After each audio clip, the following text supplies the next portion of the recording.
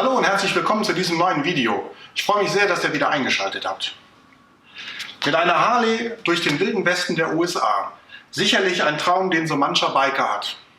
Mein Vater und ich haben uns diesen Traum vor einigen Jahren erfüllen können und wir sind in einer Woche ca. 2500 Kilometer durch Arizona und Utah gefahren. Was wir dort erlebt haben und welche Tipps wir jetzt haben für Biker, die auch eventuell mal eine derartige Tour planen, seht ihr in den nächsten Minuten. Bei Fragen oder Anregungen zu meinem Film oder meinem Kanal freue ich mich sehr über einen Kommentar von euch.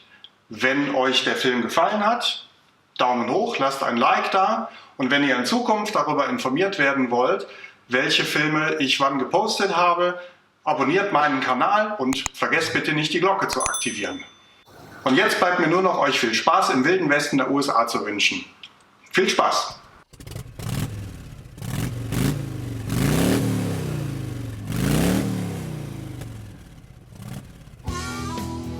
Unser Reisepartner Explorer Reisen buchte uns einen Flug von Düsseldorf nach Phoenix, wo wir die erste Nacht im Best Western Hotel verbrachten. Nach einer kurzen Nacht, dem Jetlag sei Dank, wurden wir von einem Fahrer abgeholt, welcher uns zur Vermietstation von Eagle Rider gebracht hat. Die Einführung dauerte nicht lange und so konnten wir zeitig das erste Mal den Highway ansteuern, um uns den Wind der Freiheit um die Ohren wehen zu lassen. Der erste Tag sollte uns über Wickenburg, den Highway 89 entlang durch Prescott bis nach Williams an der Route 66 führen.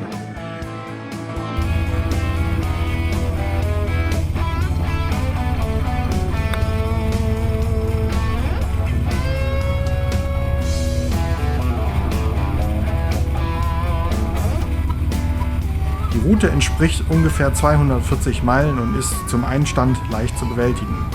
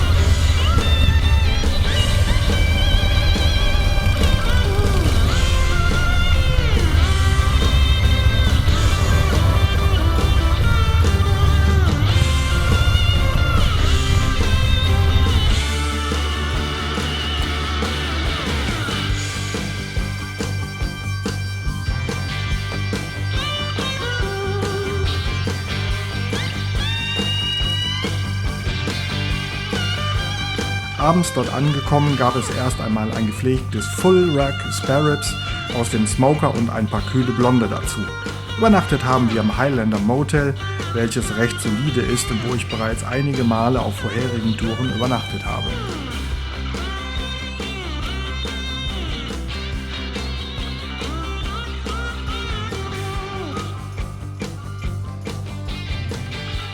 Der darauffolgende Tag sollte uns von Williams zum South Rim des Grand Canyons führen. Recht früh verließen wir Williams und bogen kurz hinter der Stadtgrenze auf den Highway 64 Richtung Norden, welcher unmittelbar zum Grand Canyon führt. Da wir den Grand Canyon bereits von anderen Touren kannten, diente uns dieser nur als Zwischenstation. Nichtsdestotrotz ist der Canyon immer einen Stopp wert. Erwähnen möchte ich an dieser Stelle, dass es immer wieder Spaß gemacht hat, Gleichgesinnte auf der Tour zu treffen und ein kurzes Schwätzchen zu halten. Auch bekamen wir immer hilfreiche Tipps und wurden stets mit offenen Armen empfangen.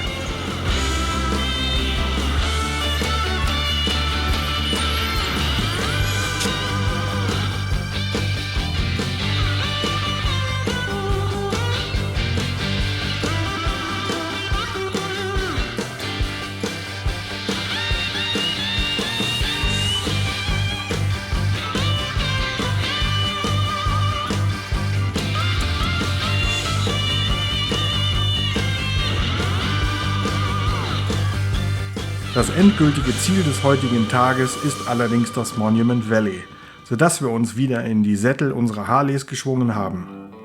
Insgesamt belief sich unsere Tagesstrecke am Ende auf 230 Meilen. Die Nacht haben wir im Kayenta Monument Valley Inn verbracht. Bis auf die erste Nacht haben wir alle Motels von unterwegs gebucht. Mittags haben wir entschieden, wie lange wir noch Lust haben zu fahren und dann entsprechend ein Hotel gebucht. Solange keine Messe oder ein großes Event im jeweiligen Ort stattfindet, funktioniert das eigentlich dann immer.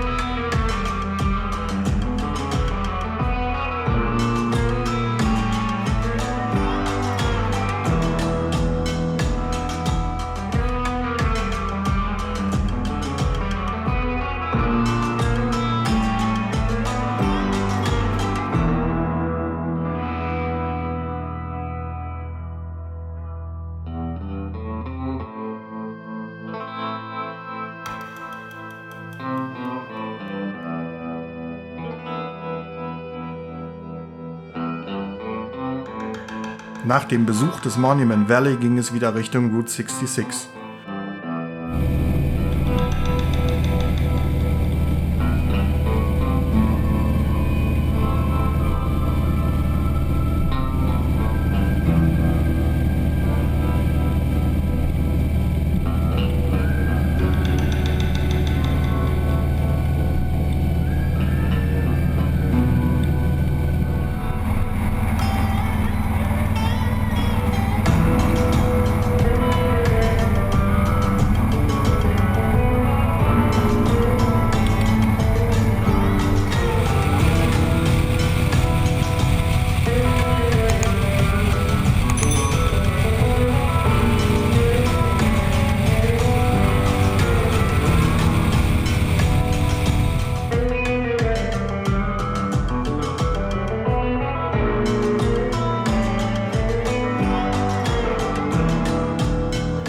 Kurzen Zwischenstopp am Sunset Crater und Wopatki National Monument erreichten wir abends Flagstaff.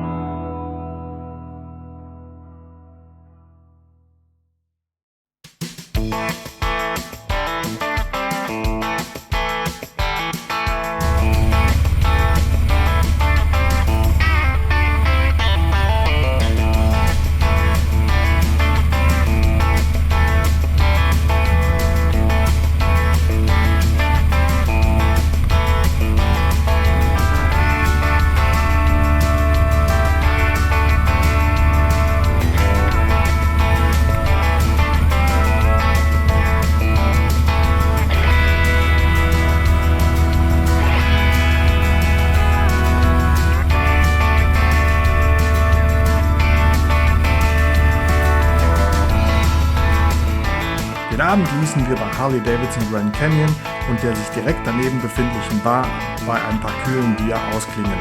Gefahren sind wir heute ungefähr 180 Meilen.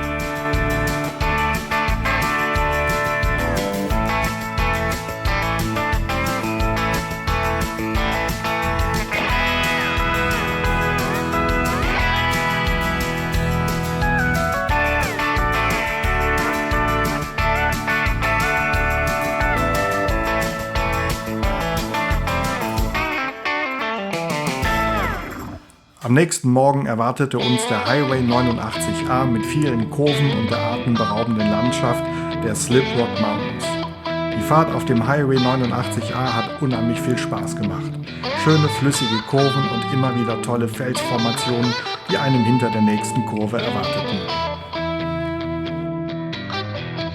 Wenn man einmal in der Gegend ist, dann lohnt sich auch immer ein Stopp an Montezumas Castle. Der Tag neigte sich langsam dem Ende und wir steuerten Mesa als unser Tagesziel an. Die heutige Strecke belief sich auf knappe 200 Meilen. Tag 5 unserer Reise sollte uns über Apache Junction auf dem Apache Trail führen. Vorbei an der Goldfield Ghost Town, wo wir natürlich einen kurzen Stopp machten, fuhren wir bis zum Superstition Saloon in Tortilla Flats, einem tollen Saloon inmitten der Berge mit einem Vermögen in $1-Scheinen an Decke und Wänden hängend.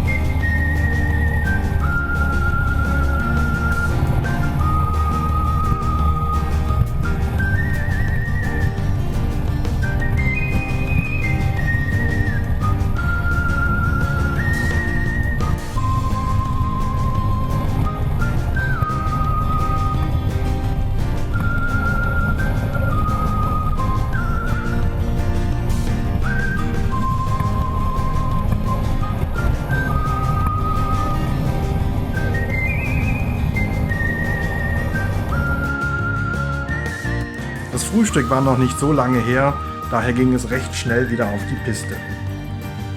Vor der Weiterfahrt hätten wir besser einen genauen Blick auf die Karte werfen sollen, denn kurz hinter Tortilla Flats hört der Asphalt des Apache Trails auf und es geht munter auf einer Schotterpiste weiter. Daher macht bitte nicht den gleichen Fehler wie wir und dreht um.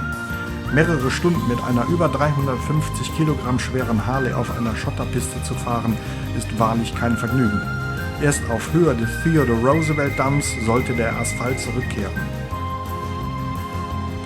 Da wir es unbedingt an diesem Tag noch bis nach Tucson schaffen wollten, hieß es, die Beine an den Tank zu legen und Strecke zu machen. Die ca. 240 Meilen an diesem Tag waren sehr kräftezehrend. Nicht nur durch das Befahren der Schotterpiste, auch wegen der deutlich höheren Temperaturen.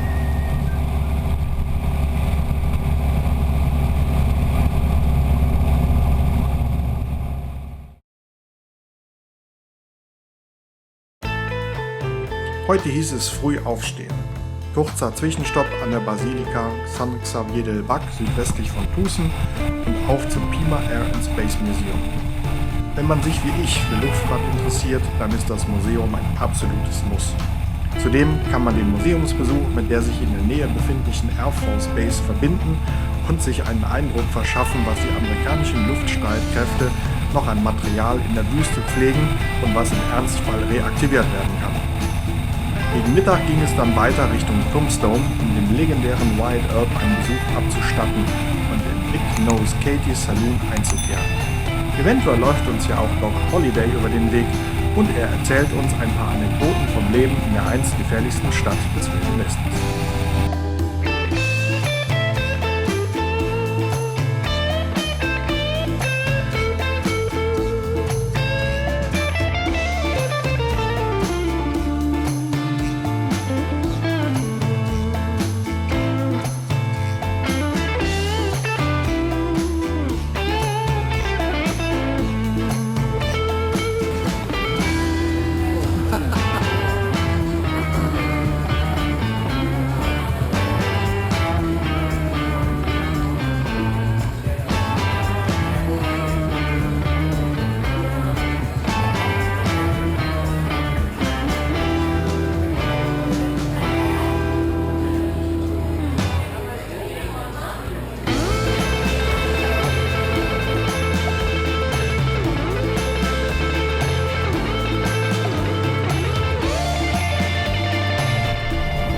Da wir uns heute wirklich viel angesehen haben, fahren wir an diesem Tag nur knappe 130 Meilen.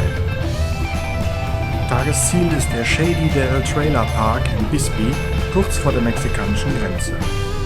Für die Nacht haben wir uns hier in einem alten Tiki-Bus eingemietet. Im Shady Dell kann man in den verschiedensten alten Trailern übernachten. Selbst ein Boot als Unterkunft für die Nacht ist möglich. Der Trailerpark sollte die letzte Station unserer Reise werden und wir hatten das Gefühl, schon ewig unterwegs zu sein. Doch so richtig aufhören wollten wir noch nicht, da es noch ganz viele Dinge mehr zu entdecken gibt. Leider holte uns die Realität in Form des anstehenden Rückfluges nach Deutschland wieder ein und so blieb uns nur die Möglichkeit, auf der Terrasse des Tiki-Busses bei ein paar Bier über das kürzlich Erlebte zu sinnieren.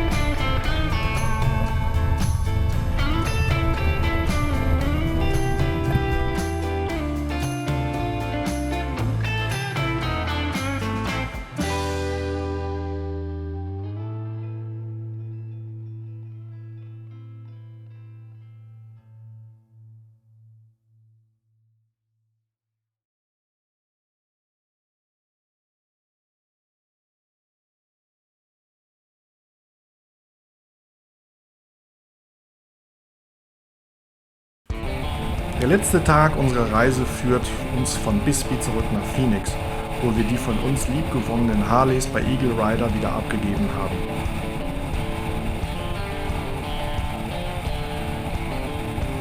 Recht früh morgens gestartet kamen wir nach knapp 230 Meilen wieder an der Vermietstation an. Die Maschinen von Eagle Rider fuhren ohne technische Probleme und waren in einem wirklich erstklassigen Zustand. Ich kann nur empfehlen, nicht am falschen Ende zu sparen und die Mehrkosten für den Marktführer in die Hand zu nehmen.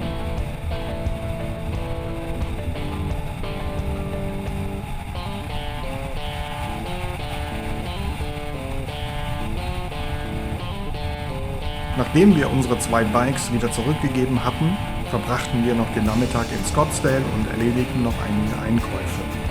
Unsere Reise endete dort, wo sie begonnen hat, im Best Western Hotel. Am frühen Morgen flogen wir, noch in den Erinnerungen der vergangenen Woche schwelgend, wieder zurück nach Deutschland und wir waren uns sicher, dass diese Reise eine unvergessliche Erfahrung ist. Und dass ich die Möglichkeit hatte, diese Reise zusammen mit meinem Vater zu machen, welcher zu dieser Zeit 68 Jahre alt war, hat es auch für mich zu etwas ganz Besonderem gemacht. Wie sagen die Amerikaner gerne, once in a lifetime. Einmal im Leben. Wahrlich einzigartig. Ich hoffe, das Video hat euch gefallen und ich konnte den einen oder anderen inspirieren, auch so eine Reise zu machen. Mich würde interessieren, ob ihr auch schon mal eine gemeinsame Tour mit euren Eltern gemacht habt. Schreibt es mir doch einfach in die Kommentare. Vielen Dank fürs Zuschauen, bleibt gesund und ride on. Ciao.